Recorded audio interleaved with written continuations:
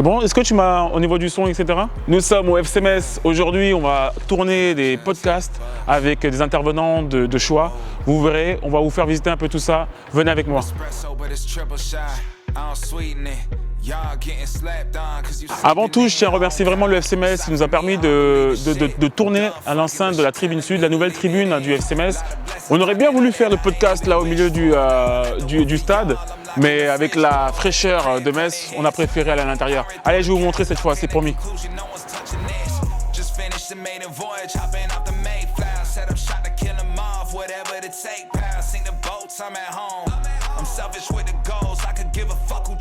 Donc voici l'équipe.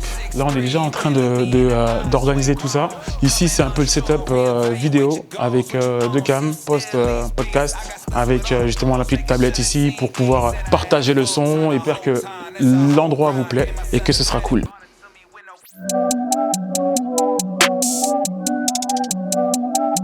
Se dire, voilà, qu'est-ce qu'on vient chercher comme expérience. Le principe du marketing tel qu'on le vit, je pense que ça soit au tennis, au foot, au hand, au basket, etc., c'est ce qu'on appelle chez nous en interne la fan expérience. Malgré tout ce que les gens veulent bien dire, on a travaillé en bonne intelligence avec le Moselle Open pour être aussi présent sur le Moselle Open, et ça c'est aussi important, c'est que les 3 événements phares, on va dire, ou 3 produits sportifs phares de la région se parlent, s'entendent et travaillent. On n'est pas concurrents, voilà, on a des partenaires communs. Effectivement, on a une autre manière de travailler, on est très proches, on les connaît depuis des années pour la plupart et on est une équipe qui est ancienne. Mais à l'heure d'aujourd'hui, on se dit qu'effectivement, pour aller encore plus loin, on a besoin effectivement maintenant de se doter d'outils, qui existent aujourd'hui et qui sont devenus indispensables pour proposer encore plus. On ne parle pas à notre clientèle, tant partenaire B2B que B2C, de la même façon qu'on leur parlait il y a 10 ans, et heureusement. Et ça passe vraiment par des conditions d'accueil, par des produits segmentarisés. Je parle même pas pour le public, pour le grand public. On est passé de 3 ou 4 catégories dans un stade de 25 000 personnes à peut-être 12, 13, 14 aujourd'hui. Parce qu'à chacun, on veut répondre à nos clients, aux attentes de nos clients. Tout le monde n'a pas les mêmes.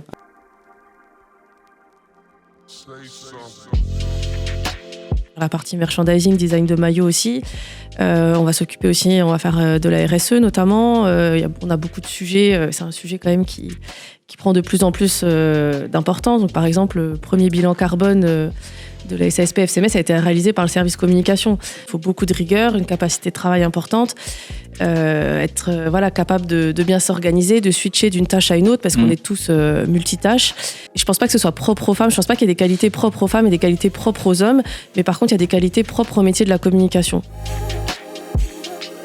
Le jour de match, généralement le matin, on travaille pour la suite, qui a déjà après les matchs, et puis on arrive sur place, on installe tout, on installe la zone mix, on installe la conf de presse, on installe les LED, le chronoscore, on vérifie que tous les visuels sont bons, on programme pour le coup d'envoi, on prépare les visuels pour la mi-temps, et puis on s'appuie sur une bénévole aussi qui nous fait nos stories pendant les matchs, donc avant match, pendant et après, donc ça nous soulage bien aussi. On faisait quelques campagnes sponsors sur quelques matchs. Maintenant, on a un petit budget pour chaque match, réussir à faire des campagnes sponsorisées. Donc ça, c'était déjà une victoire. Et puis, par le fait qu'on avait augmenté notre communauté sur les réseaux, j'ai réussi à convaincre le président pour qu'on puisse investir dans un peu de matériel, parce que c'était mon matériel perso. Il y a un très gros travail le lendemain, l'après-lendemain, etc. Et pendant le match, en fait, on voit peut-être 10 minutes du match parce qu'il y a plein de choses à faire, il y a du contenu à apprendre, il y a du community management, etc. Donc en fait, on est sur tous les fronts les jours de match, mais les semaines, on prépare justement toute cette communication, toute notre création de contenu. Et puis on pense directement aussi à septembre prochain. Là, on est déjà en train de préparer les maillots, etc. Donc en fait, c'est de l'anticipation, de l'organisation. Donc en fait, les journées ne se ressemblent pas, et c'est ce qui est super dans notre métier, je pense.